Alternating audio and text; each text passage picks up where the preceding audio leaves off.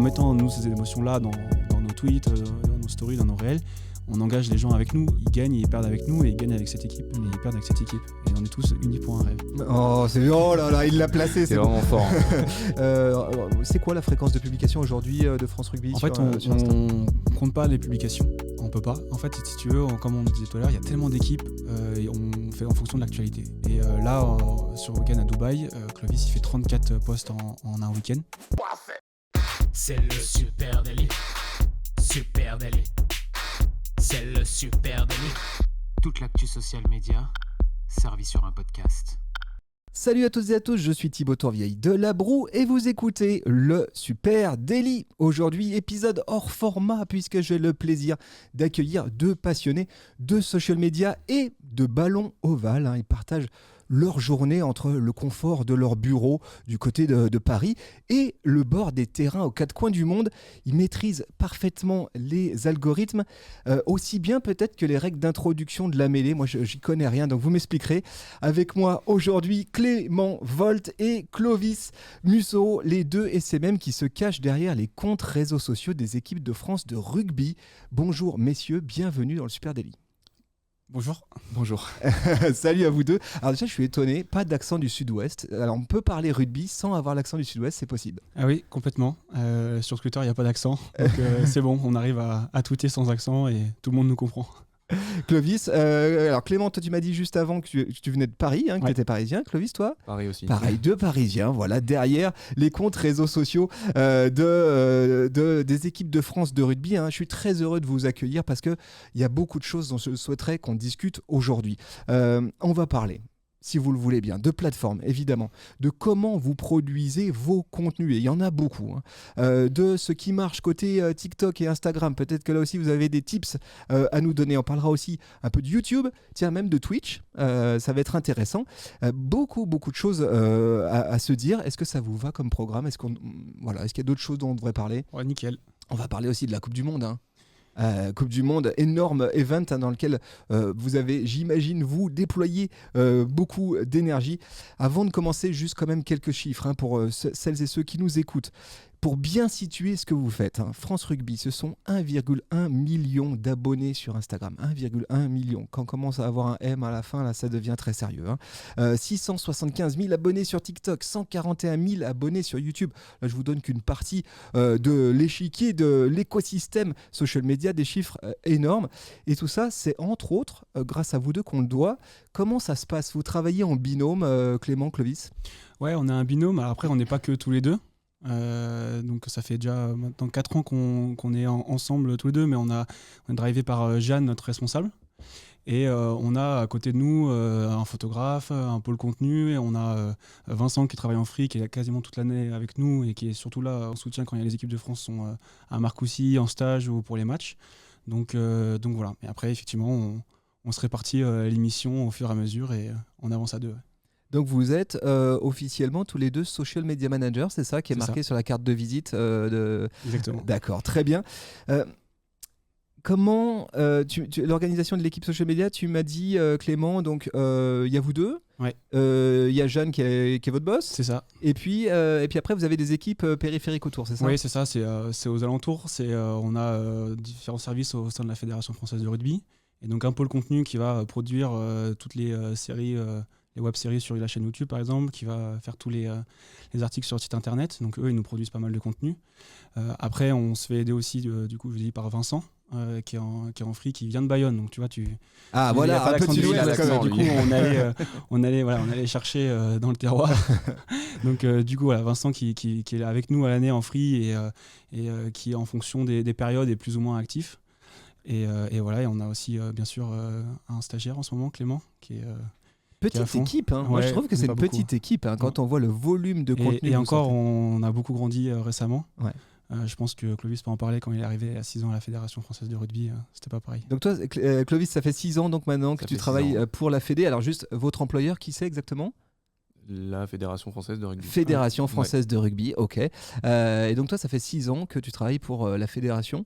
Tu as commencé à qu'est-ce que tu as fait quand tu es arrivé? Tu as commencé tout de suite là, SMM ou quelles étaient tes missions quand tu es arrivé? Non, quand je suis arrivé, j'étais simple community manager. J'ai remplacé un community manager qui partait, je crois qu'il partait à Paris La Défense Arena. Je suis arrivé juste avant une tournée d'automne, une tournée de novembre en 2017. Et tout de suite directement dans le grand bain auprès du 15 de France. À l'époque, on va dire que le service réseaux sociaux, il n'y avait que moi. Rapidement après, il y a Jeanne qui est arrivée 1 ou 2 mois plus tard, qui est venue un petit peu en soutien. Mais moi, quand je suis arrivé, j'étais solo et on gérait déjà quand même pas mal de choses. Alors, c'était pas aussi développé qu'aujourd'hui. Il n'y avait pas la chaîne Twitch. Il y avait un petit peu moins de plateformes. Forcément, on faisait moins de contenu, on faisait des choses moins diverses. Mais il y avait quand même un bel écosystème à maintenir. Et du coup, en 6 ans, on l'a bien fait grandir. Ouais, c'est ça. Quand tu te souviens, tu as des chiffres de là où vous en étiez sur Instagram. Est-ce que déjà Instagram, c'était central ou c'était Facebook qui était encore... Ouais, à l'époque où je suis arrivé, c'était plutôt Facebook, Twitter, qui étaient plutôt qui étaient les réseaux les plus développés. De mémoire, ils devaient être à 500 ou 600 000 les deux. Par contre, Instagram était à 150 ou 200 000. Et il a charbonné. Donc là, Clovis, il a charbonné quand même. Là, ça vous donne un petit ordre d'idée. J'étais pas tout seul, heureusement. Et puis, comme l'a dit Clément, on est quand même très bien entouré par aussi d'autres équipes, notamment le pôle de contenu, et qui nous aident aussi à développer tout ça, parce que les réseaux sociaux, c'est une chose, mais il y a tout un écosystème autour. On va en parler de tout ça. Clément, toi, ça fait 4 ans maintenant. Oui, c'est ça. En fait, moi, je suis arrivé en stage du coup dans l'équipe digitale de Jeanne pour faire autre chose que des réseaux sociaux. Et Clovis était tout seul, et donc du coup, voilà, on a saisi l'opportunité. On m'a dit, est-ce que tu veux l'aider? J'ai dit oui. oui. Et du coup, j'ai appris. Voilà, Clovis m'a un peu formé officiel, puis après, on a grandi ensemble. Donc, tu as appris sur le tas. Ouais. Avec Clovis comme maître Jedi et toi comme Padawan. Okay. Exactement. Et elle est belle cette team de social media de France Rugby. Juste pour comprendre votre job, concrètement, c'est quoi, de raconter la vie des équipes de France de rugby, c'est ça. Mais j'ai bien dit des équipes de France de rugby. Ça, c'est quelque chose que moi j'ai découvert. Je vous avais dit, je suis pas très calé en rugby. Ce que j'ai découvert en suivant vos comptes réseaux sociaux, c'est qu'il y a plusieurs équipes de rugby nationales. Comment ça se passe? Il y a combien d'équipes aujourd'hui de France de rugby? Il y en a beaucoup. Il y a déjà donc 2 équipes de France à 15, féminine, masculin. Il y a 2 équipes de France de rugby à 7, féminine, masculin. Il y a les U20 qu'on suit beaucoup aussi. Il y a aussi les U20 féminines. Qui commence à se développer de plus en plus, et après il y a toutes les équipes jeunes, U18, U16. Bon, après là on suit un peu moins nous sur les réseaux, mais on essaye quand même dès qu'on peut diffuser un match sur la chaîne Twitch, dès qu'on peut partager un résultat, suivre un stage, annoncer des listes. Voilà, donc on fait beaucoup les équipes de France, mais en tant que fédération, la Fédé s'occupe de toute la gestion du rugby en France, donc c'est pas que les équipes de France, c'est beaucoup de sujets institutionnels, beaucoup de championnats dont la Fédé a la gestion, en fait, donc on doit communiquer dessus. Et du coup, ça fait énormément de sujets. Ouais, et là-dessus, votre lien avec ces équipes de France, ce que je comprends aussi dans la bio de votre compte Instagram, c'est que vous accompagnez le storytelling des équipes nationales, mais aussi de la pratique amateur du rugby. Comment vous organisez ça? Comment ça se passe exactement? Ou c'est quoi plutôt votre roadmap de ce côté-là? Du côté plutôt rugby amateur. Ouais, comment vous intercalez les deux en fait? Parce que on parlera après de l'actualité des équipes entre guillemets professionnelles. Il y en a beaucoup, mais il faut aussi, si je comprends bien, que globalement vous fassiez rayonner le rugby en France. C'est ça la mission qui est la vôtre. En fait, on se sert quand même pas mal du calendrier des différents événements. Les compétitions amateurs suivent aussi un calendrier sportif dans lequel il y a des temps un petit peu plus faibles et des temps un petit peu plus forts. Le lancement de la saison, les phases finales, le moment aussi où la saison commence avec la semaine nationale des écoles de rugby qui est à la rentrée, au moment où les enfants ont à choisir leur sport pour la rentrée. C'est un temps très fort pour nous, pour permettre justement aux clubs amateurs de rayonner et leur donner les outils pour pouvoir recruter et faire en sorte qu'il y ait le maximum d'enfants qui jouent au rugby dans notre pays. Donc en fait on se positionne surtout de cette manière par rapport au calendrier, par rapport aux dates importantes.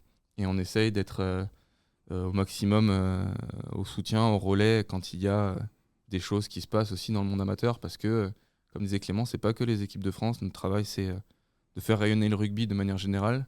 Les équipes de France sont la principale vitrine parce que c'est elles qui donnent envie forcément à tout le monde de les suivre ou de se mettre au rugby. Mais la mission principale de la Fédération française de rugby, c'est d'organiser la pratique du rugby, c'est de faire en sorte qu'il y ait le maximum de gens qui jouent au rugby. Et donc la partie amateur, elle est super importante aussi pour nous. Petite responsabilité sur les épaules du coup.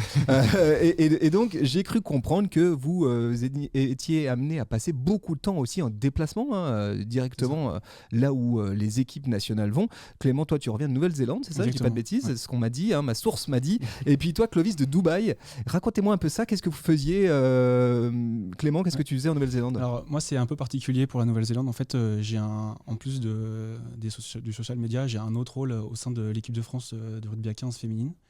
En fait, c'est le rôle de référent com qu'on a instauré dans toutes les équipes de France là depuis 3-4 ans, justement, qui a été lancé par notre directeur. Donc en fait, le but, c'est qu'il y ait un membre de la direction de la com qui intègre chaque staff des équipes de France afin de faire le relais entre le staff et les équipes de la com de la Fédé ou avec les médias, la presse ou la Fédération internationale. Donc du coup, moi, en tant que community manager, j'ai intégré le staff du 15 de France féminin. Et du coup, je suis amené en fait à me déplacer avec elle. Avec le jogging et tout, là, carrément, vraiment ça, en mode staff. C'est ça, wow, exactement. okay. Donc, quand je suis avec elle, je suis et community manager et référent com. Et donc, du coup, j'étais en Nouvelle-Zélande donc, pour cette nouvelle compétition qui s'appelle le Women 15. Donc, on a fait 3 matchs, dont un gagné contre la Nouvelle-Zélande. Et voilà. Exceptionnel, ça. Et toi, Clovis, tu étais à Dubaï. Et qu'est-ce qui se passait à Dubaï? Moi, j'étais à Dubaï. C'était l'ouverture de la saison de rugby à 7. Le rugby à 7, il est organisé, c'est un circuit mondial en fait, sur une saison. Il y a plusieurs étapes, donc plusieurs tournois dans plein de villes dans le monde. Et en général, traditionnellement, la saison s'ouvre au mois de décembre à Dubaï. Donc là, c'était le début de la saison 2023-2024, si je dis pas de bêtises. Et donc, c'était la première étape. Un tournoi de rugby à 7, ça se déroule sur un week-end. Donc j'y suis allé quelques jours avant parce que pour traiter un petit peu les entraînements et puis un petit peu l'avant-tournoi.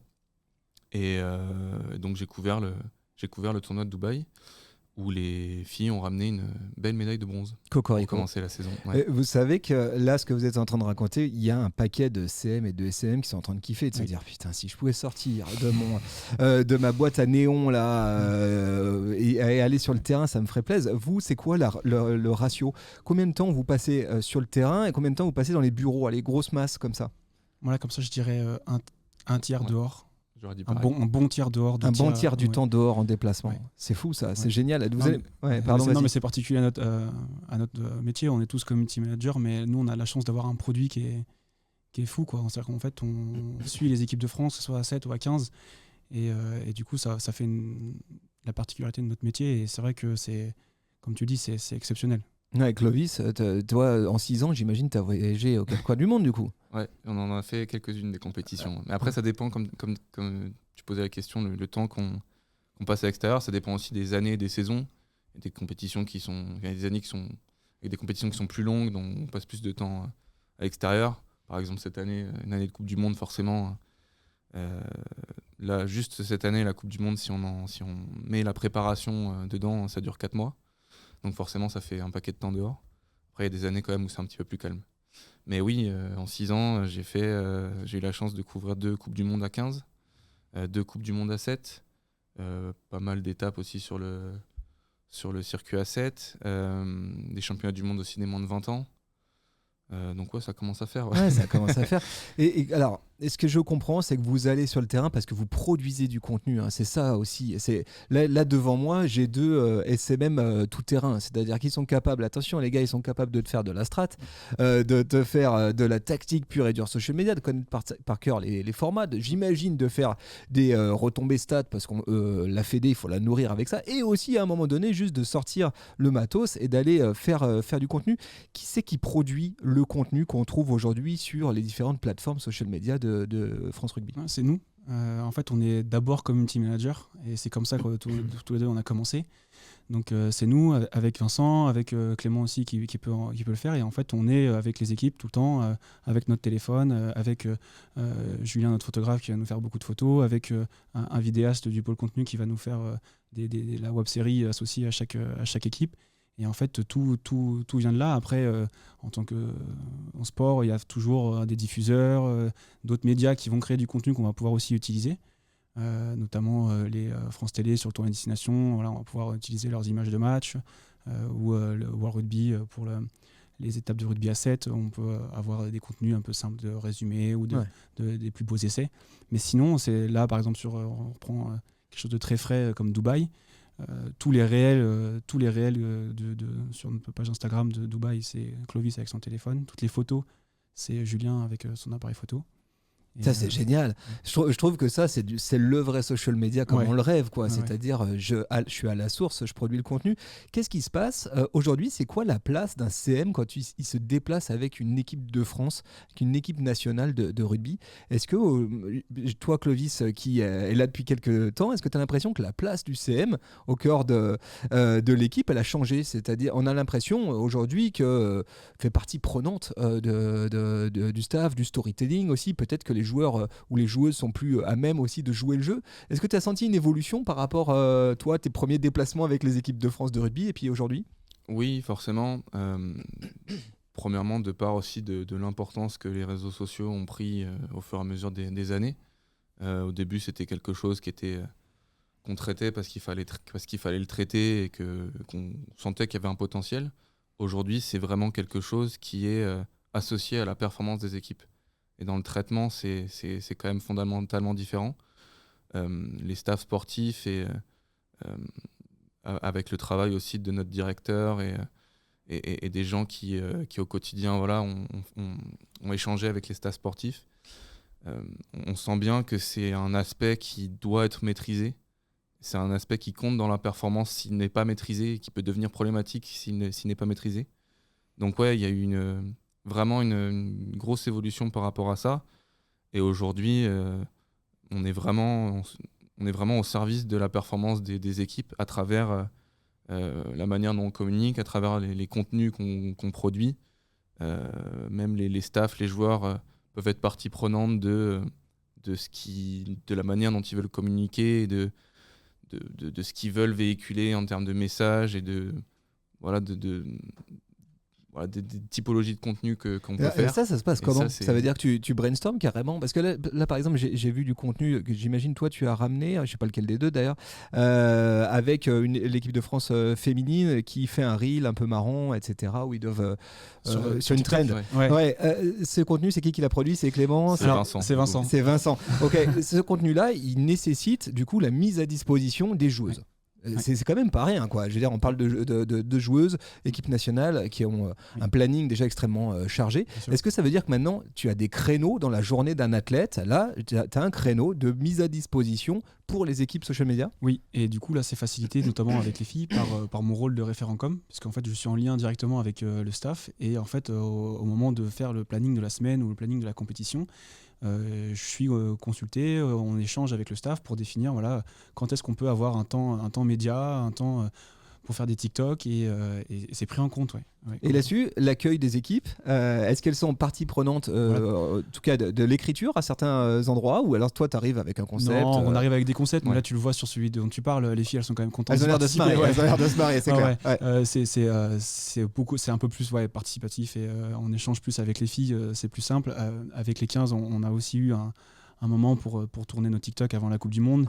Et là c'est différent, parce qu'en fait on partage aussi le moment avec un peu plus de médias, un peu plus de partenaires. Donc tu vois, la journée qui est définie, c'est pas la même organisation. Donc là c'est vrai qu'on avait nos TikTok écrits, les joueurs arrivaient, hop, on tourne avec Vincent, on tourne notre script, et puis go, on pique le minimum de temps possible. C'est ça, c'est ça.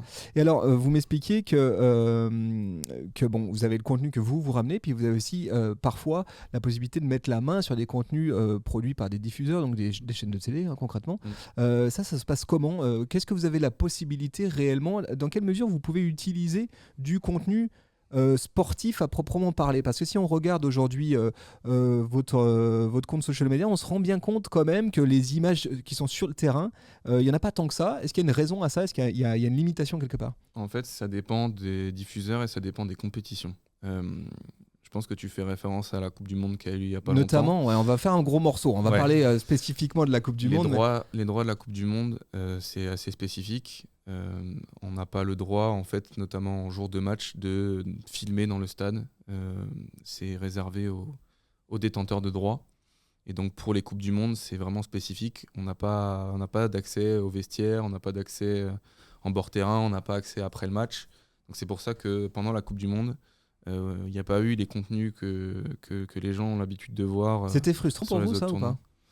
Oui et non, parce que en fait, on le savait. Ça fait même la dernière, moi j'en ai fait, c'est ma deuxième Coupe du Monde et c'était déjà le cas en 2019.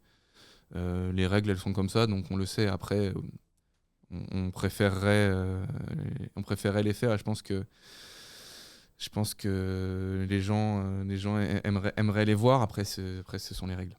Ouais, bien sûr. C'est les règles des diffuseurs. Par contre, pour finir justement sur le sujet, il y a aussi d'autres compétitions sur lesquelles on a le droit de faire beaucoup plus de choses. C'est notamment le cas sur le tournoi destination ou sur les tournées qui sont aussi organisées par le comité destination. Et là, ce sont des compétitions sur lesquelles on a tous les droits, enfin quasiment tous les droits. On peut filmer sur le bord terrain, on peut filmer le terrain avec certaines règles en termes de délai de diffusion. On peut envoyer directement les images de match tout de suite. Le Destination nous met par exemple à disposition un outil de clipping qui nous permet de balancer dans les formats qu'on veut instantanément les essais, les gifs, les meilleures actions. Quand tu dis instantanément, c'est-à-dire quasiment en direct. Ouais, on a le flux on a un outil dans lequel il y a le flux du match. Et donc par exemple, je dis une bêtise, Gaël Ficou marque un essai, on est capable de l'envoyer dans les 2 minutes sur toutes les plateformes et dire voilà l'essai incroyable de Gaël Ficou. Ouais, excellent. Donc ça, c'est gros simplificateur. C'est mis à disposition par certains organisateurs, c'est ça? Ouais, exactement. On parlait de Coupe du Monde. Ça y est, le mot est lâché. Je m'attendais à vous voir beaucoup plus fatigué. Je me suis dit, quand ils vont arriver, ils vont être explosés. Ils vont pas s'être remis de cette Coupe du Monde. La France a accueilli, si vous habitiez dans une grotte, la France a accueilli une Coupe du Monde de rugby. Il y a eu, nous à Lyon, on a eu la chance d'avoir un certain nombre de matchs. Donc on avait des fans de rugby partout. Et puis on a pu suivre aussi le joli parcours de l'équipe de France. Vous avez été au cœur de l'action. Il s'est passé énormément de choses sur les réseaux sociaux et d'un coup votre prise de parole France Rugby, elle est allée un cran plus loin. Là vous êtes aussi en prise de parole sur l'événement à proprement parler, au-delà même du 15 de France. Quel a été l'impact de la Coupe du Monde en France sur les comptes réseaux sociaux de France Rugby? L'impact il a été énorme. C'est-à-dire qu'en fait, on a pris là sur les 2-3 derniers mois 1 million d'abonnés, toutes plateformes cumulées. Donc on était à 3 millions, on est passé à 4 millions. Si on fait juste un focus sur Insta, dans juste la semaine, les 3-4 jours autour du France-Nouvelle-Zélande, pour le coup d'envoi de la Coupe du Monde, on a pris quasiment 100 000 abonnés. Et en fait, 2-3-4 jours après, on passait le million en plein milieu de phase de poule. Donc c'était assez exceptionnel. Dès qu'on postait quelque chose, on a vu une différence énorme. On avait eu un petit échauffement lors du Grand Chelem 2022 qui nous avait permis un peu de voir effectivement tout le potentiel que pouvait avoir aussi cette équipe qui est dans un microcosme rugby le long de l'année, mais qui au moment du tournoi destination ou au moment d'une Coupe du Monde comme ça, en fait change complètement de dimension et appartient complètement à tous les Français. Et ça se voit aussi notamment sur les audiences de matchs télé. C'est-à-dire que on passe d'un 6 nations à 6 ou 7 millions de personnes devant la télé à 15-16 millions juste pour le premier match de la Coupe du Monde. Donc nous, sur les réseaux sociaux, dans nos DM, en commentaire, les nombres de likes, ça a été 3 mois un peu hors du temps, quoi. Ouais. Une belle tempête. Ouais, c'est ça. C'est pour ça que je m'attendais vraiment à vous voir épuisé. Je crois que c'est Jordan qui m'a lâché un chiffre avant. Il m'a dit que vous étiez avant Coupe du Monde à 850 000 abonnés sur Instagram et que là vous avez passé les 1 million 100. Donc on voit l'impact. En fait, on s'est fait presque un peu piéger. C'est-à-dire que le visuel 1 million et il n'était pas prêt. Vous n'aviez pas les ballons. Non. Donc en fait, c'est cette semaine-là, la fameuse semaine juste avant la France-Nouvelle-Zélande.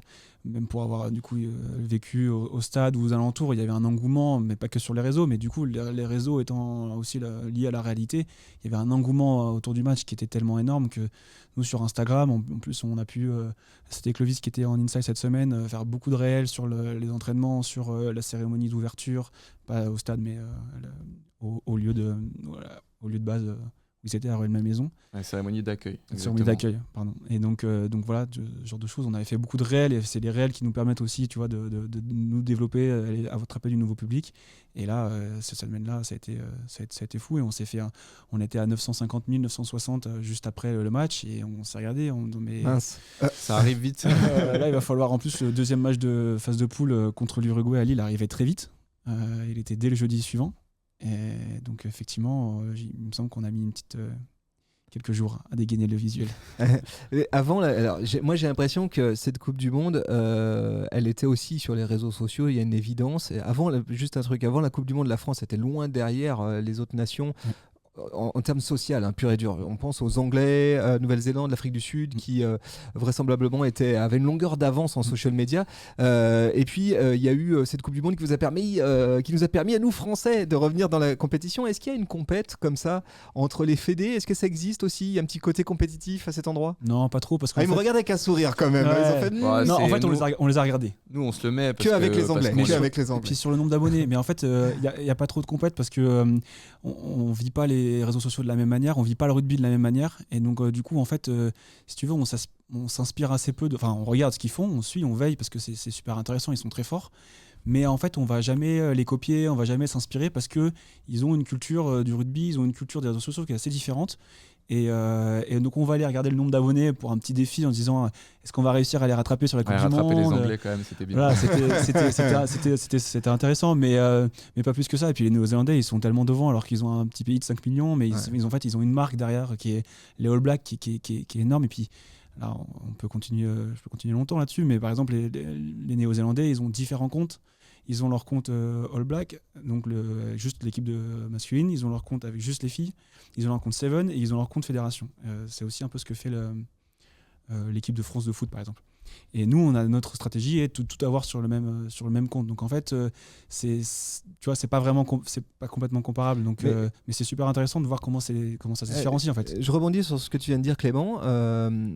Vous avez toutes les équipes de France de rugby au même endroit. Est-ce que, et on sait, il y a quand même un porte-drapeau, c'est le 15, le 15 masculin. Ouais. Est-ce que vous êtes posé la question à un moment donné dans la strate social media de la Fédé de dire, on va laisser du coup, on va éviter de se faire aspirer par une prise de parole, ce qui serait trop focus sur le 15 masculin. Quels choix ont été faits à cet endroit ? Pourquoi vous avez fait ces choix en fait ?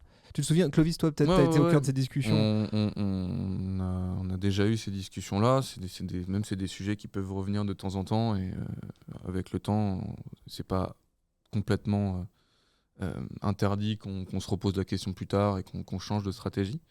Mais aujourd'hui, la décision, elle est assez simple, c'est que, comme tu le dis, le porte-étendard, c'est le 15 de France. Et nous, on veut valoriser tous les rugby. On veut aussi valoriser le rugby amateur. Et ça a beaucoup de sens, en fait, du coup, de mettre tout sur un seul compte. Parce que, en fait, justement, la visibilité du 15 de France permet, du coup, aussi, et je pense notamment à tous les gens qui sont arrivés pendant la Coupe du Monde et qui, là, ont vu débarquer, par exemple, du contenu sur du rugby à 7. Ça permet aussi mais d'un coup, à ces gens-là, ça donne une exposition aux autres équipes, ça donne une exposition à d'autres thématiques. Et après, nous, on le mesure. C'est-à-dire que si on voit que tous les gens pendant la Coupe du Monde, c'est pour ça que c'est un moment un petit peu aussi, on regarde ça. Si tous les gens qui sont venus pendant la Coupe du Monde tout de suite s'en vont, parce qu'on met plein d'autres choses, c'est quelque chose qu'on pourra peut-être reconsidérer. Mais voilà, ça fait 1 mois et demi, on a passé plusieurs événements, ce week-end à 7. On voit que c'est pas du tout le cas et que les gens restent et sont toujours autant engagés, donc il n'y a aucune raison qu'on change de stratégie. Et puis c'est pas qu'une stratégie social média, c'est aussi une stratégie fédérale. Ouais, c'est ça. Comme tu l'as dit, le 15 de France masculin en porte-drapeau, c'est pareil sur tous les autres aspects de la Fédération française de rugby. Et donc nous, finalement, on découle cette stratégie sur les social médias, donc en n'ayant qu'un seul compte. Mais en fait, si on se séparait, on serait un peu en décalage par rapport à tout ce qui est fait au niveau des partenaires, au niveau de l'organisation même de la Fédé, où structurellement tout le monde est à Marcoussis. Voilà, c'est c'est plus que les réseaux sociaux, quoi. Tout à l'heure, on parlait des autres équipes nationales social media. Est-ce que vous avez des liens justement avec ces autres équipes social media? Vous êtes amené des fois à discuter avec les Anglais, avec la Nouvelle-Zélande, comment ils font eux leur social, etc. Ouais, bien sûr. Par exemple, à Dubaï, là, ce week-end, j'ai discuté pas mal avec le social media manager des Irlandais. Ouais, on est souvent amené à discuter avec eux, déjà parce que en fait, c'est toujours bien à chaque rencontre, notamment quand on se déplace aussi à l'étranger, dans leur stade, de prendre contact avec eux, parce qu'ils connaissent bien les lieux, parce que voilà, ils savent comment ça fonctionne. Et nous, on fait pareil avec eux quand ils viennent en France. Ça peut être aussi intéressant pour s'échanger du contenu ou pour... je dis une bêtise, par exemple, si on a un match d'une équipe de France jeune sur laquelle on ne se déplace pas forcément, le fait d'être en contact avec eux, ça permet aussi de Tu peux pas facilement m'envoyer 2-3 images. récupérer du contenu, récupérer C'est la des grande photos. fraternité des CM du rugby, ça c'est beau. Exactement, et du coup on fait la même chose aussi quand ils ont la même problématique sur des événements en France. Donc on est très souvent amené en contact avec eux. Je pense qu'on connaît à peu près les CM et les gens qui s'occupent des réseaux sociaux de toutes les grandes nations, en tout cas du rugby. Expliquez-moi en quelques mots là, qu'est-ce qui s'est passé du coup pour vous pendant cette Coupe du Monde de rugby. J'imagine c'est quoi? C'est une espèce de tsunami non-stop pendant plusieurs semaines. Comment vous êtes organisé pour gérer ça? C'est l'aboutissement en fait de 4 ans de travail et d'évolution nous dans notre équipe social media. Et du coup c'était super intense parce que du coup tout ce qu'on a pu apprendre en fait sur les différentes tournées destination, les différentes tournées avant, on pouvait le mettre en pratique. On savait que 4 mois ça allait être très très long. Ça va être quelque chose qu'on n'avait jamais fait. Donc on avait les 3 matchs de mois d'août à la suite, 3 matchs d'affilée, c'est assez rare, c'est juste une tournée d'automne, et une tournée d'automne c'est assez prenant. Et ensuite le temps de la phase de poule avec toute la pression qu'il y avait. Donc on s'est focus à aussi bien gérer nos temps de récup et faire ce roulement là. Et en fait c'est aussi pour ça que c'est important, on tenait à venir à deux. On a un travail en fait de roulement, de passation sur l'émission, où on est tous les deux capables de faire ce que fait l'autre. Et en fait, ça nous a permis aussi de vivre ces 4 mois sans être, comme tu t'attendais, à être trop fatigué. Donc en fait, on s'est focus, on avait un roulement et du coup, c'est sur les moments forts, on était présent. Ouais, comme disait Clément, en fait, c'est toute l'expérience qu'on a accumulée pendant 4 ans qui nous ont permis de construire, entre guillemets, le programme de ces 4 mois, de nous adapter. Et en fait, c'était une ascension qui était vraiment crescendo. Ça a commencé le début juillet, avec toute la phase de préparation, entraînement physique, etc., qui était plutôt longue. Ça a duré presque 1 mois. Donc, il y avait un challenge aussi de se renouveler. Parce que en général, quand les équipes de France se rassemblent, c'est souvent rapidement la compétition qui arrive.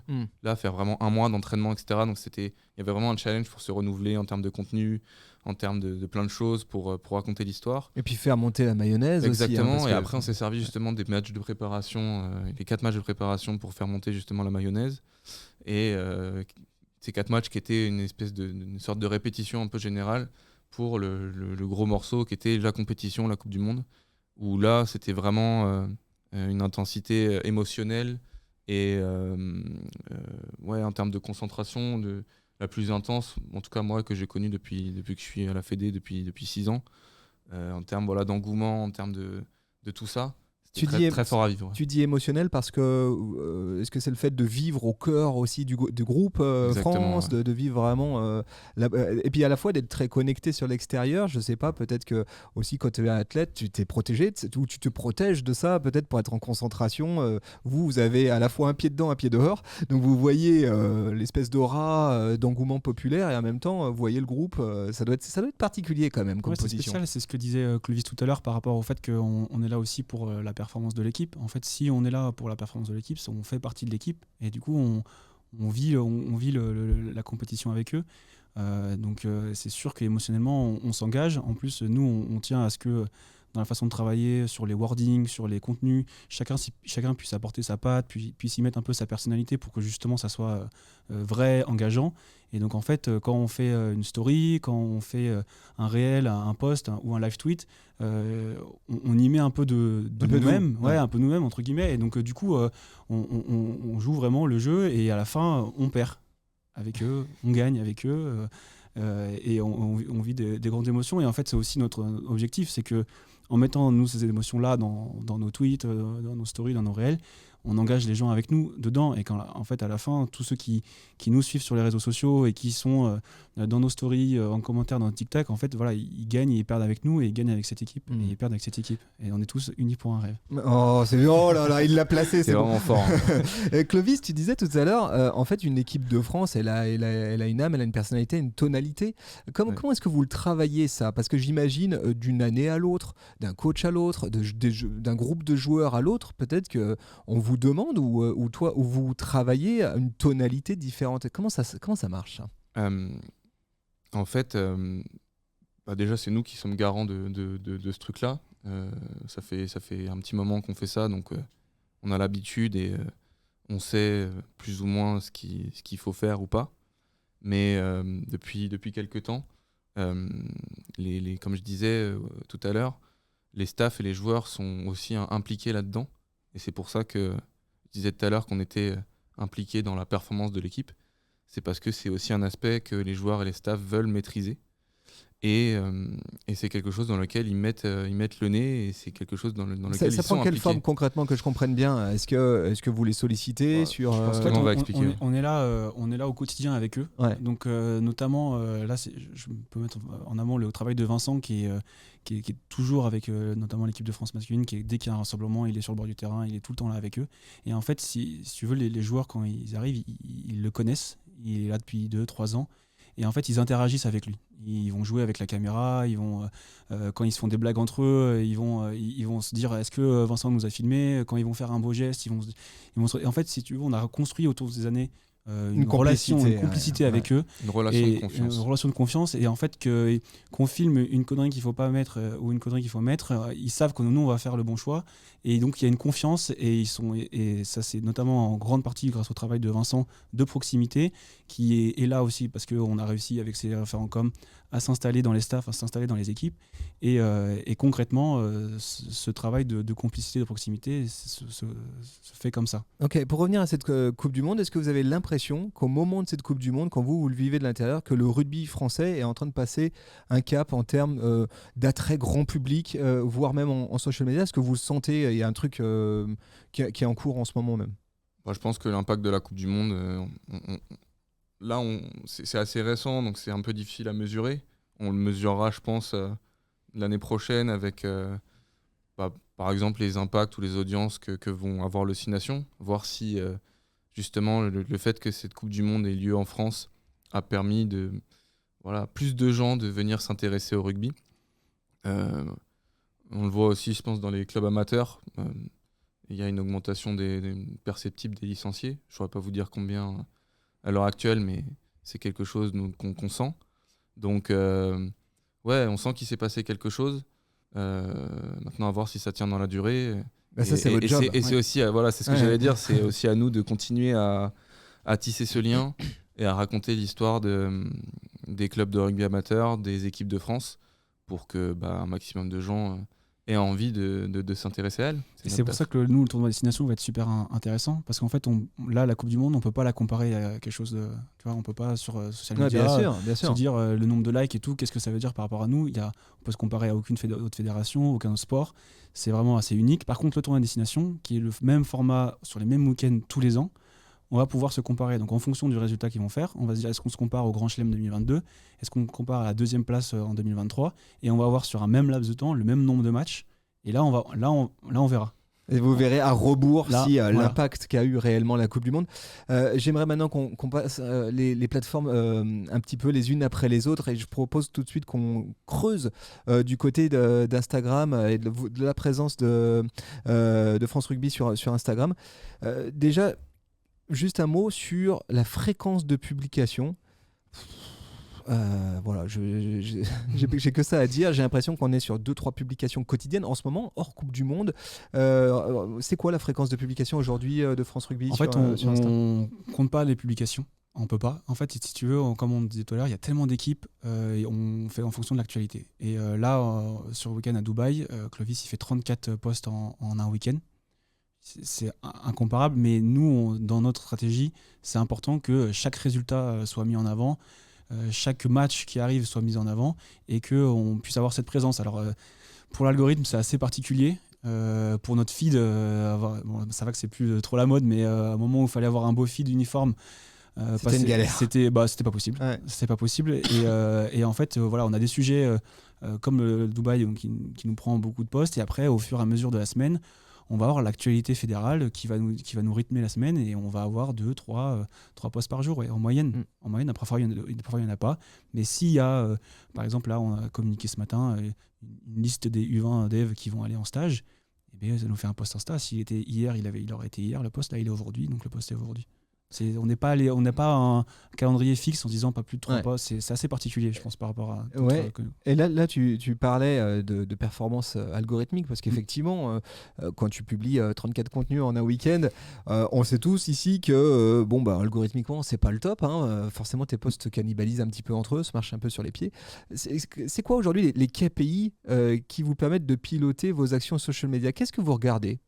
Nous, en tant que community manager, on regarde beaucoup le reach et les likes, parce que c'est ça qui va nous permettre de juger la performance du post, mais on est jugé quasiment que sur le fond. C'est-à-dire qu'on a des messages à faire passer, on a des angles à utiliser, on est au soutien de nos équipes de France, on ne peut pas être jugé que sur le reach ou que sur les likes, parce que sinon on pourrait facilement aller faire du buzz, aller chercher du buzz, et c'est pas du tout nous ce qu'on recherche. Donc on axe sur le fond.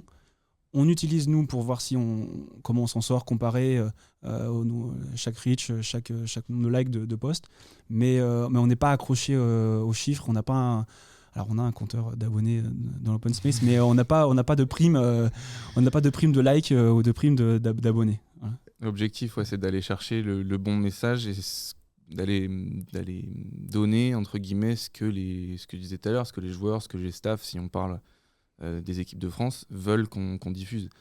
Entre un contenu qui peut être très drôle, mais qui peut potentiellement être mal perçu, ou qui peut potentiellement, parce que aussi quand on poste, il ne faut pas oublier aussi qu'on s'adresse aussi potentiellement aussi à l'interne et à tous les joueurs ou à tous les staffs qui voient ce qu'on fait.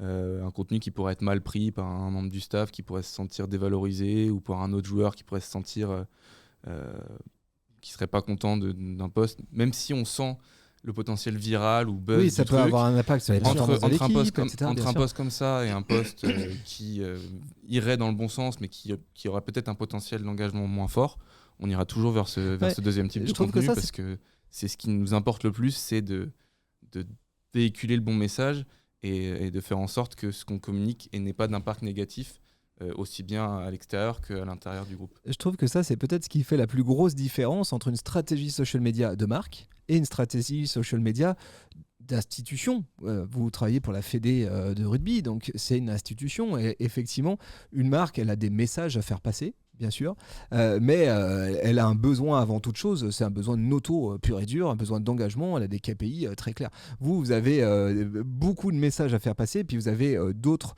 KPI qui sont ceux de la Fédé en elle-même, c'est-à-dire fédérer en interne tout un écosystème. Donc je comprends que la lecture des KPI elle soit un peu moins évidente que pour une marque. Et juste là-dessus, sur cette ligne éditoriale, comment est-ce que vous l'organisez? Parce que je comprends que il y a vraiment une priorité qui est donnée à l'actualité, aux événements, mais vous avez aussi du coup ces messages de Fédé. Est-ce que vous avez des piliers de contenu? Est-ce que vous avez des thématiques fortes et qui viennent rythmer vos prises de parole, quoi qu'il advienne dans l'année? Comment ça se structure tout ça?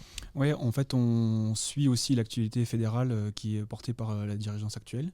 Et du coup, dans cette actualité-là, on va aller pousser les messages qui nous sont demandés sur les différents thèmes. Donc ça peut être le rugby à 5, ça peut être le rugby adapté.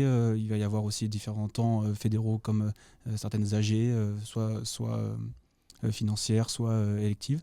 Et en fait, avec on a des templates. On va avoir quand tu parlais de piliers de contenu, le template citation. On va avoir le reportage fait par le pôle contenu qui va nous permettre d'avoir un contenu un peu plus long où justement les dirigeants vont pouvoir prendre un peu plus de temps pour rentrer dans les sujets. On va avoir le partage de photos simples sur un événement et un peu aussi pas mal les stories qui nous permettent pas mal de pédagogie sur certains sujets où on va développer 4, 5, 6 écrans sur des sujets certes un peu moins fun que les équipes de France, mais qui nous permettent, nous, de passer les messages. Exactement. Ouais, je comprends. Et cette ligne éditoriale, aujourd'hui, ou ce calendrier éditorial, vous l'organisez comment ? Vous avez un outil qui vous permet d'anticiper ou un minima de prévoir ce dont vous allez parler les prochaines semaines ? Comment ça se passe ? Nous, on utilise Trello chez nous. Nous, on est Excel. Excel, comme voilà, quoi Excel marche très bien. On a un onglet par mois avec tous nos posts, tu vois, vraiment linéaire, toutes nos journées, avec qui le poste, sur quelle plateforme. Et on a un calendrier par semaine avec où les on a thématiques, tout, toutes les thématiques. Donc, et là aujourd'hui, votre contenu il semble quand même très focus sur de l'event, donc des contenus chauds. Vous arrivez à anticiper dans votre Excel ce que vous allez raconter ? Oui, après c'est des contenus chauds qui reviennent assez régulièrement. Donc en fait on a des templates, on a des façons de fonctionner qui reviennent. Et si tu veux, on est habitué maintenant à voir arriver les événements, à voir arriver notre marronnier. Et on sait que en mi-novembre, il faut que tous nos contenus Seven de la saison soient mis à jour. On sait que là, mi-janvier, même assez vite, on va se repencher sur Destination pour que nos contenus, nos templates, Photoshop, tout soit prêt pour l'événement. Et voilà. Et après, au niveau de l'actualité fédérale, en fait, tout est un petit peu déjà un événement. C'est-à-dire que je te parlais tout à l'heure de la Semaine nationale des écoles de rugby. Il y a aussi des temps forts de l'institution. Il y a les semaines de l'arbitrage. Il y a les différentes, comme disait, différentes AG. Il y a les différents déplacements aussi de nos élus qui viennent prendre la parole sur telle ou telle thématique. Et ça, c'est des choses qu'on peut aussi anticiper. Voilà, on reçoit les calendriers, on sait que telle semaine, on va devoir parler de ça. Donc en fait, on est quand même beaucoup sur, même si c'est pas un événement en soi, c'est pas un match, c'est pas un tournoi. Mais c'est de l'actu chaude. C'est de l'actu en général, et c'est comme ça en général qu'on structure notre discours, parce que en fait, tous les acteurs vont être ensemble au même moment, et que c'est plus efficace de fonctionner de cette manière en fait.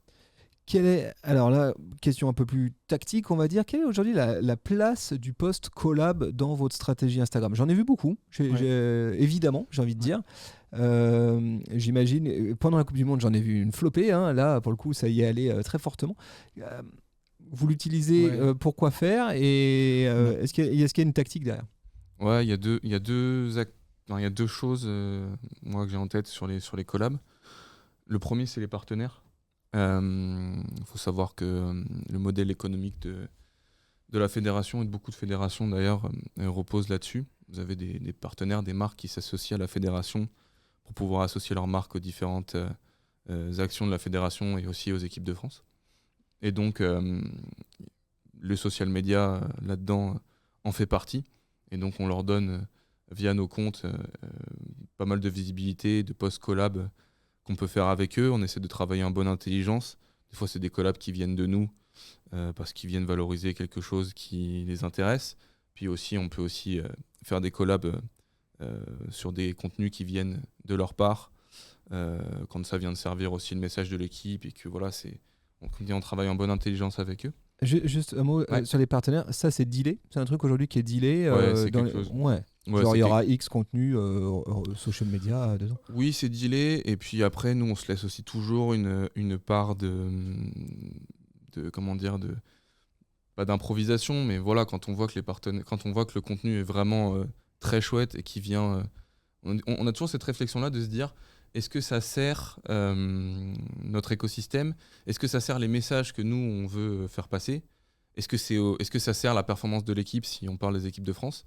Et si on répond oui à toutes les questions, on s'interdit pas à leur donner la visibilité parce qu'ils ont tous le même objectif, en tout cas le même objectif que nous, c'est de faire en sorte que les équipes de France performent. Donc, mais oui, en général, c'est dealé. Donc tu disais les partenaires, et puis il y a d'autres... Après, les joueurs et les équipes ou les tournois, c'est-à-dire qui sont les meilleurs ambassadeurs. Par exemple, si on partage ce week-end, c'est un bon exemple. J'ai partagé pas mal d'essais des joueurs des équipes de France A7 pendant le tournoi de Dubaï. Typiquement, celui qui a marqué l'essai, je vais lui ouvrir la collab. Parce que les joueurs ont quand même un taux d'engagement qui est très élevé. C'est eux que que nos fans aussi veulent voir, etc. Donc c'est aussi important de partager ça avec eux, et puis ça les met en valeur aussi, donc tout le monde est content. Je trouve ça fascinant à l'époque qu'on vit, c'est-à-dire aujourd'hui il y en a des CM qui sont avec l'uniforme de l'équipe de France et qui sont au cœur du staff, de la place laissée aux social media dans leur planning quotidien, et maintenant j'imagine peut-être même du média training où on leur dit tu vas avoir des post-collabs à telle fréquence, de temps en temps il faut que tu dises oui, on en prévoit. C'est comme ça que ça marche aujourd'hui, vous les avez informés? Ils viennent les chercher, les postes là aussi. En plus, non, mais et puis nous, en fait, on se met aussi à leur dispo.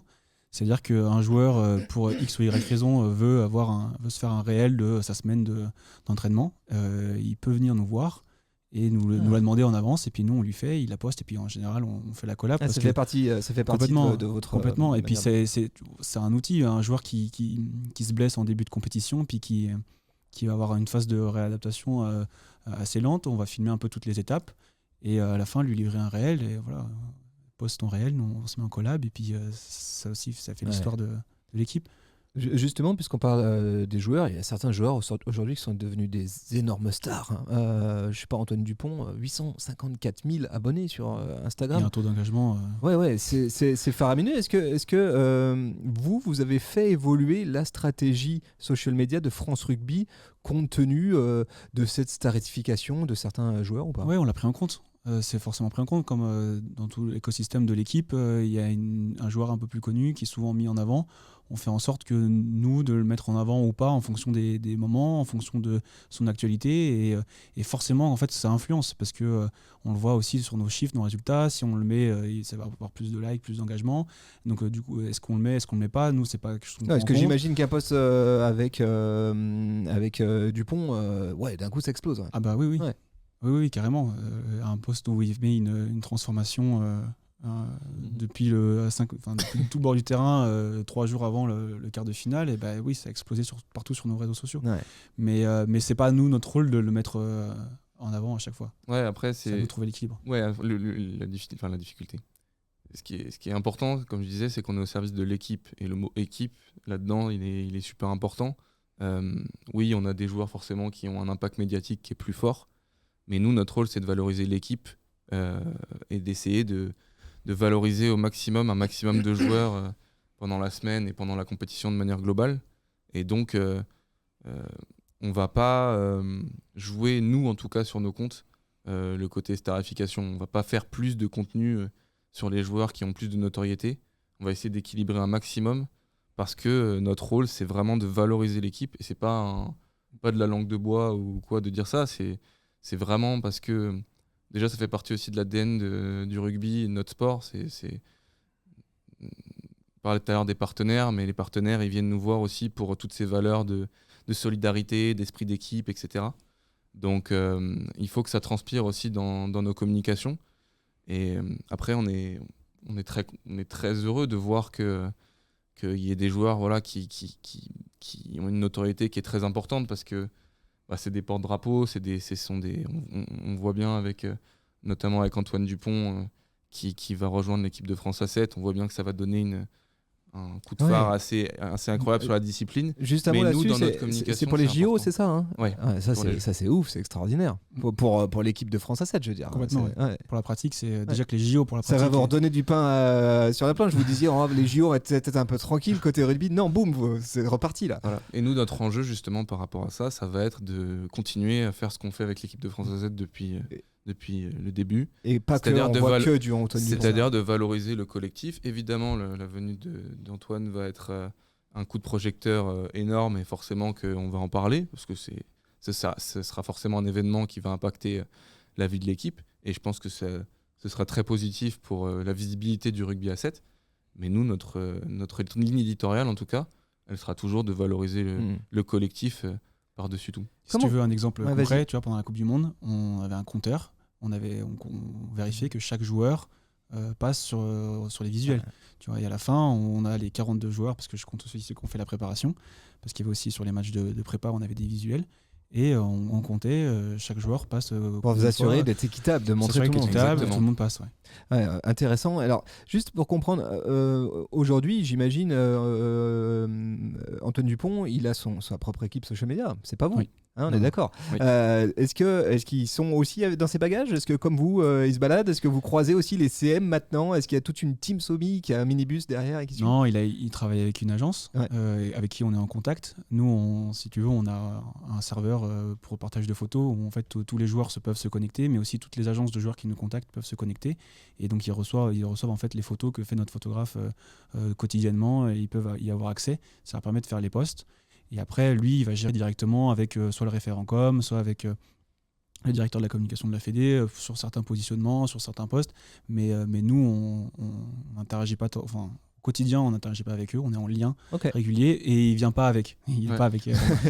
Son agence n'est pas présente pendant physiquement avec nous, et s'ils ont besoin justement de contenu ou de choses comme ça, ils passent par nous. C'est nous qui produisons vraiment le contenu. Il n'y a pas d'autres acteurs. Pendant qu'il est en représentation fédération. Je comprends. Allez, si on passait du côté de TikTok maintenant, les amis. TikTok.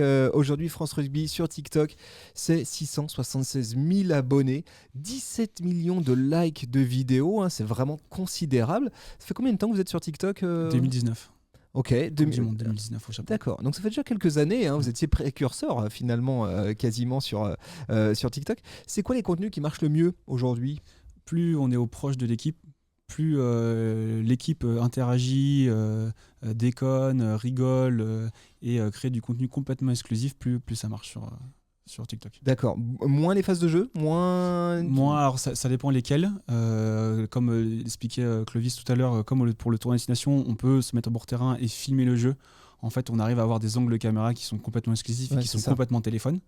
Donc ça peut marcher. Les essais, à part des actions vraiment délirantes qui marchent de toute façon sur toutes les plateformes, moins que les actions de jeu. Est-ce que vous produisez aujourd'hui du contenu spécifiquement dédié à TikTok ou est-ce que vous recyclez on ne fait que du contenu exclusif à TikTok. Ce qui est sur TikTok est seulement sur TikTok. Attends, j'essaye de comprendre parce que d'un côté sur Instagram, vous m'avez donné des volumes hallucinants entre 2, 3, 4, voire 34 contenus en un week-end. À côté des contenus exclusifs du côté de TikTok où là aussi il y a une énorme volumétrie. On parle au moins un contenu par jour. Là, pour la Coupe du Monde, le rythme à tenir c'était 2 par jour. Voilà, donc c'est faramineux. On parlera après Twitch, de YouTube, etc. Et c'est toujours la même team qui. En fait, là, c'est pour le coup sur une Coupe du Monde comme ça, on est 2 CM toujours en interne. Auprès de l'équipe, et dont un, Vincent, qui lui a la gestion du compte TikTok depuis qu'il est arrivé. En fait, c'est pour ça qu'il a été recruté à la base. Donc lui, il pense TikTok, il fait aussi un petit peu des réels. Clovis, il pense réel. Voilà, tu vois, on se répartit un peu comme ça au cœur. Après, on partage beaucoup nos contenus. Si Clovis capte un contenu TikTok, il va le dire à Vincent, mets-le dans tes brouillons et garde-le pour plus tard. Et donc c'est comme ça. Et c'est par cette présence-là, en fait, avec nos téléphones quasiment toujours en train de tout filmer, qu'en fait, on arrive à avoir une telle dose de contenu qu'on arrive à avoir des contenus exclusifs pour TikTok et des contenus exclusifs pour Insta. Ouais, donc on est d'accord, quand vous êtes une journée avec le 15, en fait votre tel il filme quasi non-stop, quoi. Vous prenez le max de rush, vous faites 3 tonnes de... Pendant la Coupe du Monde, comme disait Clément, on est 2 au bord du terrain à filmer quelque chose. C'est-à-dire que quand tu donnais l'exemple tout à l'heure du drop, de la pénalité d'Antoine Dupont qui a tourné absolument partout, moi j'étais en train de faire autre chose, j'étais en train de tourner un réel de l'entraînement, je me souviens plus exactement ce que j'étais en train de faire, mais j'étais en train de filmer d'autres trucs qui ont moins bien marché parce que la pénalité elle était vraiment belle. Parce que la pénalité était incroyable, mais grosso modo voilà, et ça nous permet en fait ça nous permet aussi de saisir plus facilement des moments authentiques, ce qui est de manière générale, que ce soit TikTok ou pas d'ailleurs, c'est ce que les gens recherchent. Et voilà, quand il y a un moment drôle, ou il y a un moment fun, ou il y a quelque chose comme ça, en fait on ne rate rien de la scène et on rate pas ces moments un peu rigolos. Moi je me souviens par exemple pendant la Coupe du Monde à Aix-en-Provence d'une séquence où les joueurs font une action de fin de match qui se termine sur un drop victorieux et où il y a beaucoup de contestations de la part de l'équipe qui s'est pris le drop. Et donc du coup vous avez l'arbitre Jérôme Garcès qui arbitrait la séquence, qui va voir du coup les analyses vidéo, qui fait l'arbitrage vidéo, etc. Et ça donne une séquence très marrante. Et ça, on avec Vincent, on est deux sur la séquence. Du coup, moi, je peux filmer la VAR pendant que lui, il peut filmer la réaction de joie des vainqueurs. Donc voilà, on a ce côté aussi. Ce côté-là nous permet de rien rater et de capter vraiment des moments authentiques. Et je pense que le côté de téléphone est aussi indispensable. Déjà parce que les contenus sur TikTok fonctionnent quand ils sont vraiment en 9/16 et qui proviennent d'un téléphone. Et en plus, ça nous permet d'être encore plus proche des joueurs. C'est-à-dire que je pense qu'une caméra avec un micro, selon la taille, peut instaurer une distance. Et nous, avec ce téléphone, en fait, on est comme les joueurs parfois qui se filment. En fait. Ouais. On est au milieu d'eux, on filme au téléphone. Et Clovis parlait de séquences authentiques. Grâce à ce téléphone et à cette proximité qu'on a, on a énormément de séances. Vous faites un peu oublier. C'est quoi le dispositif ? Vous avez quand même quoi, un petit Steady, non ? Rien, c'est à la main directement. On a testé le Steady. Ouais. Moi, j'ai un Steady qui est prêt à être utilisé. Il ne sort plus de sa boîte depuis 1 ou 2 ans. Pas de micro externe, rien, juste boum. Moi, j'ai persisté un petit peu avec justement le stabilisateur pendant plus longtemps que Clément, parce que je trouvais que ça faisait joli. Mais c'est vrai qu'en fait, le côté... je prends le temps, je dois installer mon truc, machin, etc. Puis avec en plus maintenant la qualité des iPhones où la stabilité, pardon, elle est dingue. Ouais. Elle est dingue. Et je vois beaucoup moins de plus-value et du coup voilà, j'ai eu raté quelques moments un petit peu marrants comme ça parce que justement je passais mon temps à installer mon Steady. Et donc, au bout d'un moment, j'ai rejoint la team. Maintenant, c'est run and shoot, quoi. Ouais, voilà. Okay. Il faut imaginer une fin de match. Alors, on ne pourra pas prendre l'exemple de la Coupe du Monde parce que justement, on n'avait pas le droit d'être bord terrain, bord du Coupe du Monde. Mais sur une tournée destination, fin de match, il y a 3-4 minutes après le coup de sifflet final qui sont pour nous ultra essentielles. C'est-à-dire qu'il va y avoir les joueurs qui vont se congratuler, qui vont se serrer la main. Vous bossez là à cet endroit-là. Et là, ce moment-là. Il y a le moment juste avant aussi où on filme le banc, en fait. Pendant les dernières minutes, typiquement s'il y a un essai de la dernière seconde ou s'il y a une réaction très forte, je pense par exemple pendant le Covid, où il y a ce fameux match contre le Pays de Galles où on gagne avec un essai à la dernière minute de folie de Arthur, non c'est Brésilien. De Brice Dulin, merci. J'avais un petit trou.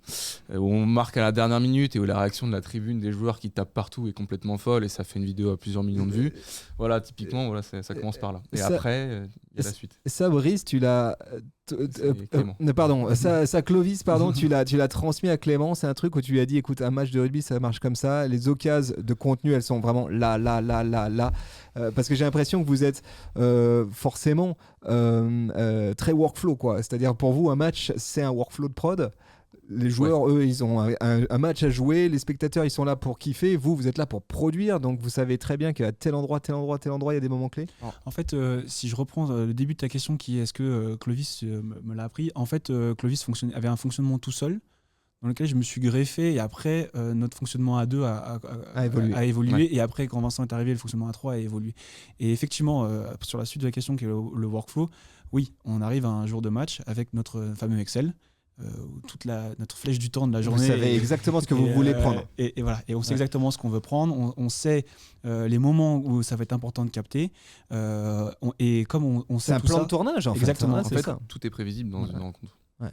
Et comme on sait tout ça, si jamais il y a quelque chose qui n'est pas prévu qui se passe, eh bien, on est prêt à improviser parce que tout le reste est calé. Et voilà, mais les gars, on vous l'a déjà dit ici, hein, bien sûr, tout se prépare, on n'arrive pas comme ça, même si on le fait tout à l'iPhone, on prépare à l'avance. Je reviens sur TikTok, donc on a dit contenu dédié, pas de recyclage de contenu. Est-ce que parfois il y a un contenu qui marche bien sur un TikTok, on se dit il pourrait bien marcher dans ce sens-là on le fait. Dans ce sens-là, là en particulier pendant la Coupe du Monde où du coup comme on n'avait pas d'image de match, on n'avait pas non plus trop d'images. Okay. Donc dans le sens-là, un TikTok qui marche bien, on le met et on fait attention à la temporalité. Parfois le côté fun passe sur TikTok. Mais en fonction de quand est-ce qu'on va le poster sur Insta, on fait attention à ça. Donc, par exemple, un joueur qui déconne ou qui présente sa meilleure playlist, on va pas le mettre un matin de match sur Insta. Par contre, sur TikTok, on pourra. Et après, on va le garder pour 2-3 jours après. Si le match se passe bien, on pourra le mettre. Donc, okay. Et puis, ça peut arriver aussi à l'inverse. Quand un réel vraiment explose sur Insta, après, on essaie quand même de se greffer à l'ADN de TikTok.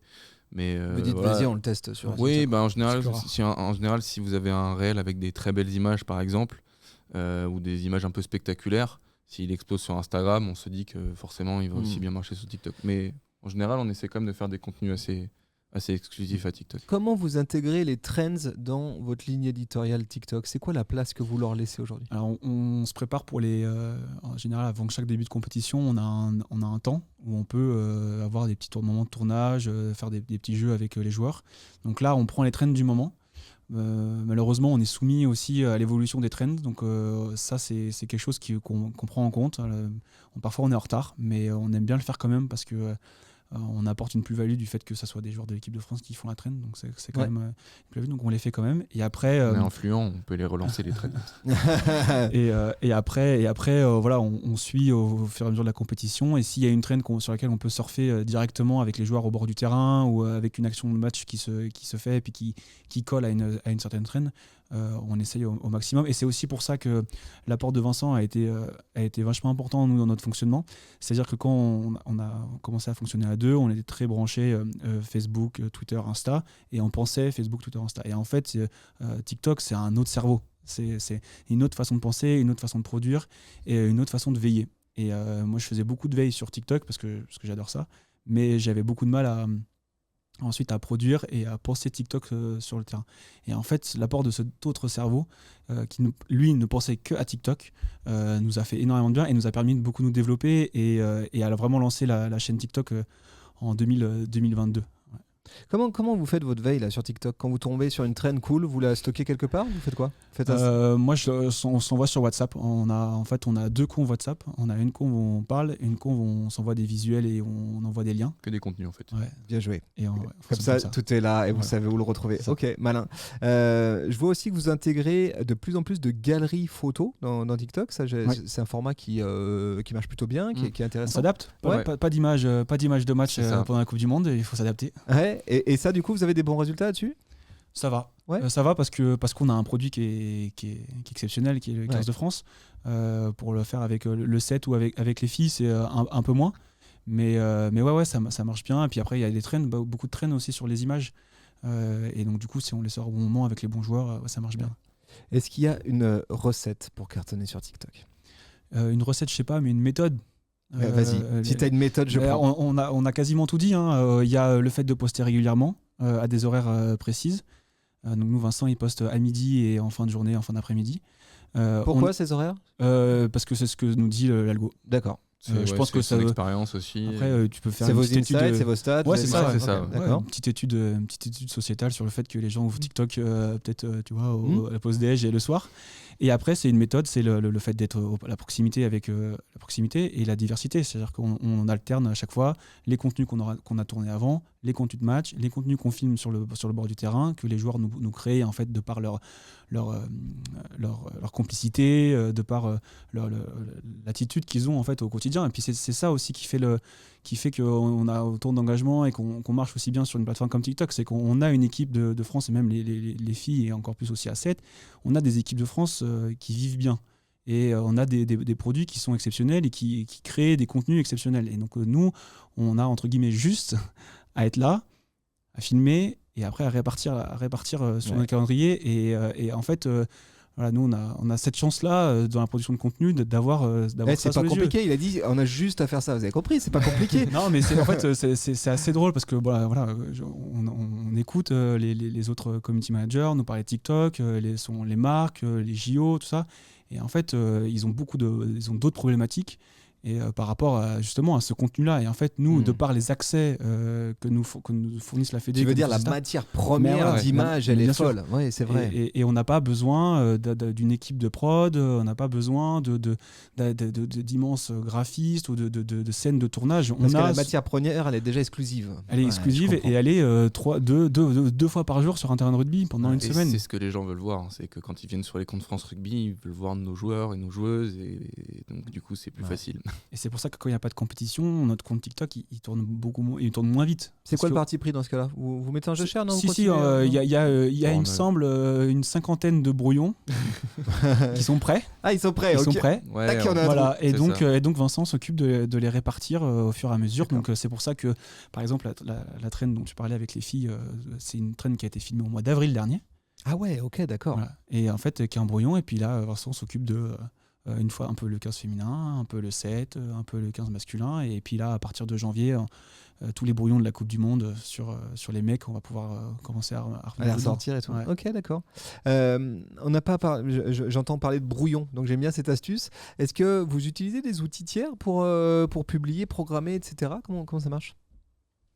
Non, on utilise des outils natifs. Directement au cœur du truc. On a déjà essayé plusieurs solutions, mais en fait, nous, notre besoin, déjà notre calendrier édito de posts, comme disait Clément, il passe via l'Excel. On a toujours fait comme ça et c'est vraiment hyper efficace. On s'attribue les posts, on met l'horaire, on n'a pas non plus un. Après, ça dépend des périodes, mais on n'a pas non plus trop de gens entre guillemets qui interviennent dessus ou un volume de posts qui est ultra conséquent pour avoir besoin d'un outil tiers.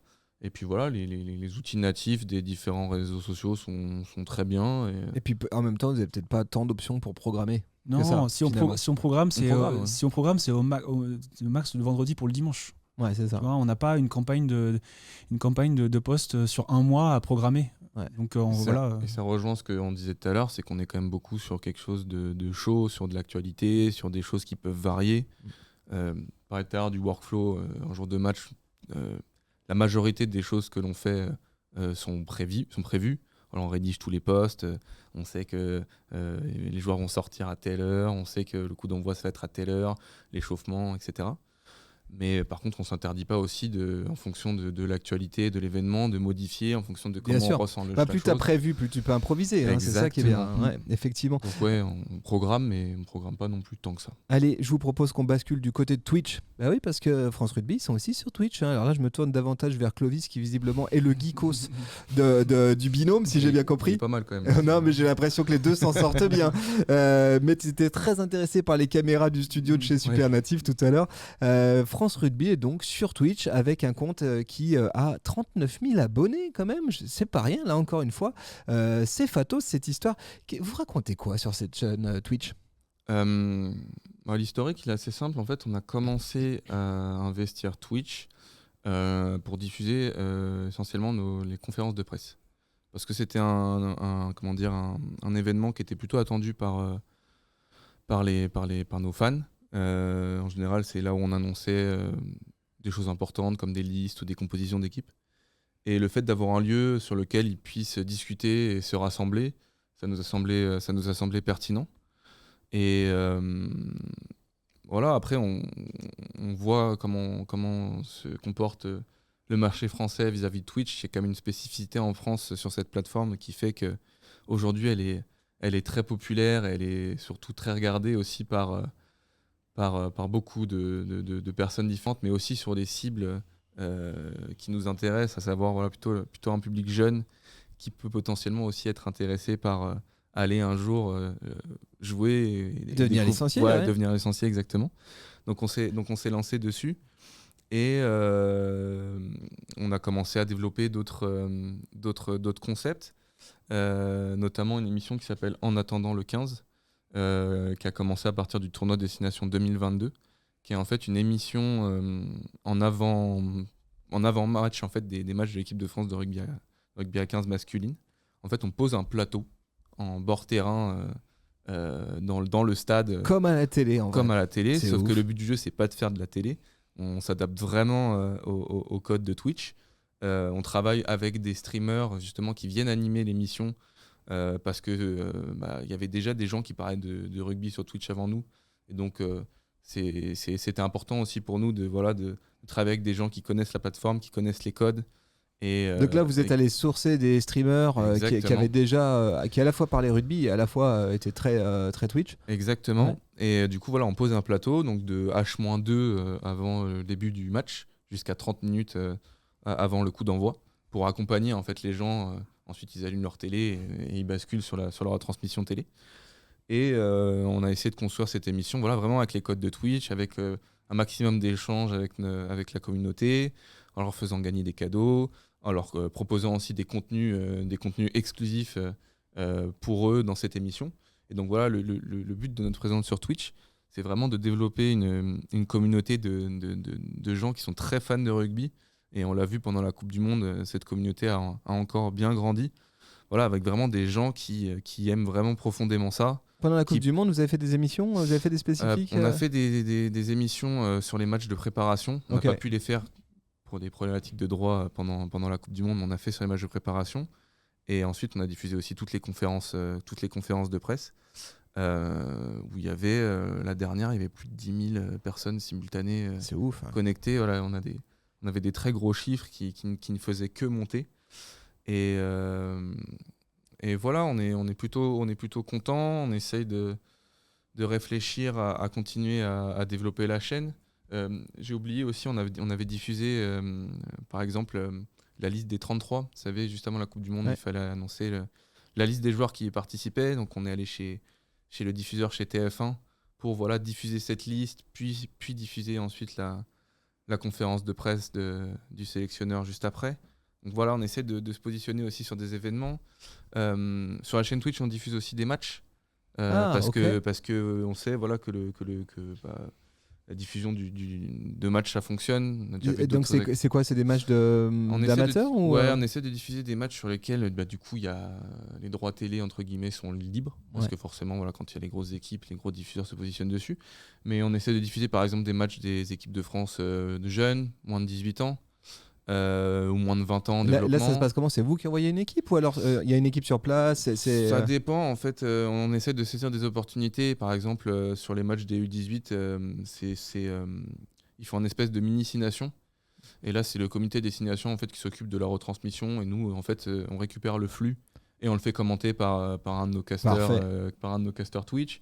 Sur certains matchs des équipes de France qui ont moins de 18 ans, moins de 20 ans. Vous avez des fois les ligues qui organisent eux-mêmes une diffusion. Et donc c'est pareil, on récupère le flux, on le fait aussi commenter. Donc voilà, on essaie de saisir les opportunités. Et à l'avenir, on réfléchit à voir comment est-ce qu'on peut diffuser encore plus de matchs. Comme disait Clément, des compétitions amateurs. Ça peut être la nationale, ça pourrait être l'élite 1. Ça pourrait être aussi d'autres compétitions. Excellent ça. Et donc, vous sentez là-dessus une appétence En tout cas, c'est un endroit où la Fédé souhaite aller. Et puis vous sentez une appétence d'audience à cet endroit? On sent que les gens en fait sur Twitch sont vraiment passionnés par le rugby. Et voilà, créer un endroit en fait où ces gens-là peuvent se rassembler et partager leur passion. Voilà, on sait que le côté émotion directe, c'est quelque chose qui fonctionne beaucoup. Et on sent qu'il y a vraiment une appétence entre guillemets pour la chaîne Twitch. Et Clovis, quand tu vois aujourd'hui l'attrait de gros streamers sur des big events sportifs, je pense au GP Explorer bien sûr, je pense aussi au match de football qui avait été organisé entre des Twitchos. Je te vois venir.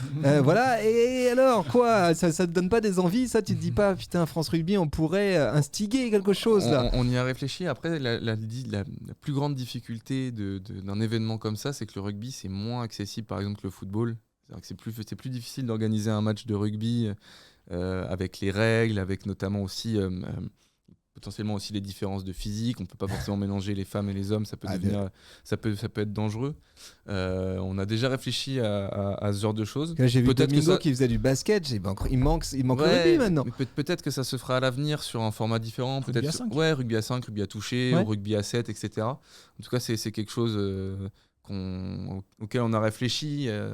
Pour pas trahir de secret, mais il y avait des agences qui sont venues nous contacter avant la Coupe du Monde pour réfléchir et pour nous proposer ce genre de projet. Après, il y a aussi un aspect financier, il y a un aspect prioritaire. Bien et sûr. comme tu l'as vu, pour l'instant, on n'est que deux aux réseaux sociaux. Donc, je pense qu'il faudrait que ce soit un événement qui soit un peu plus global à la Fédé. Il faudrait peut-être qu'il y ait une impulsion un peu plus généralisée et que ça ne vienne pas que des réseaux sociaux. En tout cas, nous, on n'est pas fermés. Moi, je serais trop content de faire un événement comme ça de fou autour du rugby. Et je suis sûr que ça marcherait trop bien. Mais ouais, c'est typiquement le genre de choses auxquelles on réfléchit pour continuer à développer la chaîne Twitch, parce qu'aujourd'hui, on a plusieurs formats, mais je pense qu'on peut réfléchir à plein d'autres choses pertinentes pour continuer à créer le lien justement avec notre communauté. Et voilà, c'est ce qu'on va faire à l'avenir. On va essayer de réfléchir à des nouveaux formats, à des nouvelles choses, à améliorer aussi ceux qui sont déjà en place. Et ça, ce sera pour 2024.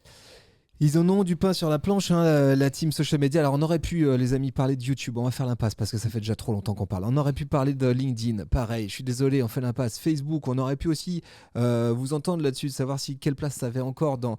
Faudra que vous reveniez. Voilà, si Il n'y a pas de problème. Voilà, moi j'aimerais juste qu'on comprenne c'est quoi les prochaines échéances là, de France Rugby. Alors, on a parlé des JO. Moi, j'avais pas tellement vu le rugby là-dessus, mais donc rugby à 7 au JO. Ouais, c'est récent, c'est depuis 2016 à Rio. D'accord. Donc il y a eu juste 2016, 2020, 2021, et là c'est la troisième édition. Donc j'imagine ça c'est une échéance intéressante parce que ça se passe en France. Et puis les grosses échéances à venir, qu'est-ce qu'il y a d'autre? Il y a le tournoi destination là qui va arriver assez tôt, début février. Tournoi destination du 15 masculin, tournoi destination U20, et après le tournoi destination des filles qui va avoir lieu plus tard en avril, et les JO. Et après on enchaîne un cycle. En plus grosse compétition, il y a la Coupe du Monde des filles en 2025 en Angleterre. Ok. Donc il y a moins de voyages exotiques à venir là, hein, les gars. Hein. C'est un peu plus Europe. Bah, là, oui, hein, non, c'est parce qu'il y a aussi le circuit mondial à 7 qui forcément va être une lampe de lancement pour les Jeux Olympiques. Hein.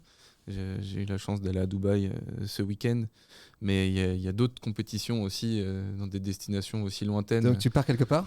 Je sais pas encore, mais il suffit de regarder le calendrier du rugby à 7 et je pense qu'on sera présent sur quelques étapes. Ok. Génial. Donc ça c'est la suite. D'autres annonces intéressantes, des choses à savoir. Où est-ce qu'il va se passer des trucs? Faut vous suivre sur @France Rugby. @France Rugby, à peu près sur toutes les plateformes. Vous avez compris. Facebook, Twitter, Instagram, Snapchat, TikTok, Twitch. Partout. YouTube, LinkedIn. Et on a YouTube, LinkedIn, et on a aussi un Discord qui va rentrer aussi dans la stratégie de développement de nos concepts sur Twitch pour 2024. Parce qu'on sait que c'est aussi des réseaux qui sont aussi pas mal liés. Ouais. Donc voilà, pour continuer à rassembler notre communauté, on va essayer de développer aussi ça en 2024. Et alors vous, si on veut vous suivre à titre perso, si on se dit, moi j'aimerais bien quand même comprendre, là, j'ai des questions sur Facebook parce qu'ils n'ont pas eu le temps d'en parler. Clément Volt, ça se passe où? Où est-ce qu'on peut te parler? Sur LinkedIn. LinkedIn, Clément Volt. Sur Insta, ouais. Ok, ça marche. Insta, c'est plus VLT Clem. VLT Clem. Ok, ça marche. Clovis Museau. Ouais, Museux. Ouais. Museux. Ouais. Ah, je dis n'importe quoi depuis tout à l'heure. Il fallait me corriger, pardon. Non, c'est pas grave. Museux, excuse-moi. Sur LinkedIn comme Clément et sur Instagram aussi, @lePetitClo_. Les gars, un énorme merci. Merci beaucoup. On est sur une sorte d'épisode record. Hein. Je crois qu'on va passer les 1h20 là, si je dis pas de bêtises. Je pense qu'on aurait pu continuer. Largement, je crois. Un grand merci à vous. Vraiment, c'était riche de plein d'infos. Merci d'avoir partagé tout ça avec nous. Merci beaucoup. Merci. Vous savez, vous êtes les bienvenus quand vous voulez à Lyon. On a une conversation à terminer. Et vous qui avez écouté cet épisode, n'hésitez pas à le partager avec vos potes autour de vous. Allez saluer Clément et Clovis sur les plateformes sociales. Dites-leur combien c'était cool qu'ils soient au micro du Super Daily. On vous embrasse et on vous souhaite une belle journée. Salut tout le monde. Ciao, bye.